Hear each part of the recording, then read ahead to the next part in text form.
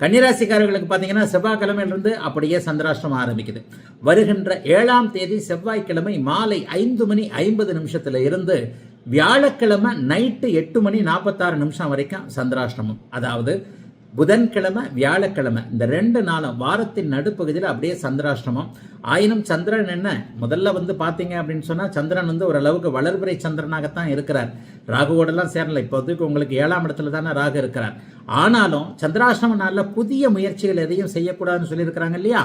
ஆக புதன்கிழமை வியாழக்கிழமை 2 முழு நாட்களும் சந்திராஷ்டிரம நாளாக இருப்பதால் புதன்கிழமை வியாழக்கிழமை மட்டும் தூரங்களில் பயணங்கள் போகிறவர்கள், பணம் போன்ற அமைப்புகளை கொண்டு போகிறவர்கள் கொஞ்சம் பத்திரமா இருக்கணும். பேங்க்குக்கு பணம் எடுத்துகிட்டு போகிறவங்க கொஞ்சம் பத்திரமா இருக்கணும். கையில் செல்ஃபோனை கொஞ்சம் மறந்து வச்சிடாம, ட்ராவலில் புது பயணங்களில் போகும்போது செல்ஃபோனை அங்கே தவற வச்சேன் இங்கே தவற வச்சேன், விலை உயர்ந்த செல்ஃபோனை கையில் வச்சிருக்கிறவங்க இந்த புதன்கிழமையும் வியாழக்கிழமையும் எல்லாவற்றிலும் கொஞ்சம் நிதானமாகவும் கவனமாகவும் இருக்க வேண்டிய ஒரு வாரமாக இந்த வாரம் அமைஞ்சிருக்குதுங்க. அப்படியே பார்த்தீங்கன்னா வெள்ளி சனி ஞாயிறு இந்த 3 நாளும் எந்த விதத்திலே ஒரு சுகக்கேடுகள் இருக்காது. பெரும்பாலான கிரகங்கள் கன்னிராசிக்காரர்களுக்கு நல்லவைகளாகத்தான் இருக்குதுன்னு அடிக்கடி சொல்றேன். 9ல் குரு, 11ல் செவ்வாய், 6ஆம் இடத்துல சுக்கிரனும் சனியும் சேர்ந்திருப்பது நல்ல அமைப்புகள். அக்கால் தங்கை உறவுகளில் கொஞ்சம் செலவுகள் இருக்குங்க.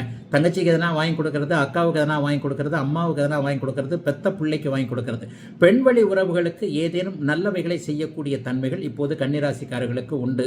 அதன் மூலமா சந்தோஷம் உண்டு. எங்க அண்ணன் வாங்கி கொடுத்தாரு, தம்பி வாங்கி கொடுத்தாரு, புள்ள வாங்கி கொடுத்தான் என்கின்ற மாதிரியான ஆண்கள் அனைவரையும் பெண்கள் கன்னிராசியில் பிறந்த, அதாவது ஆண்களை சகோதரர்களாக சகோதரிகளாக உறவினர்களாக கொண்டவர்கள் எல்லாருக்குமே நல்லவைகள் நடக்கக்கூடிய தன்மைகள் உண்டு.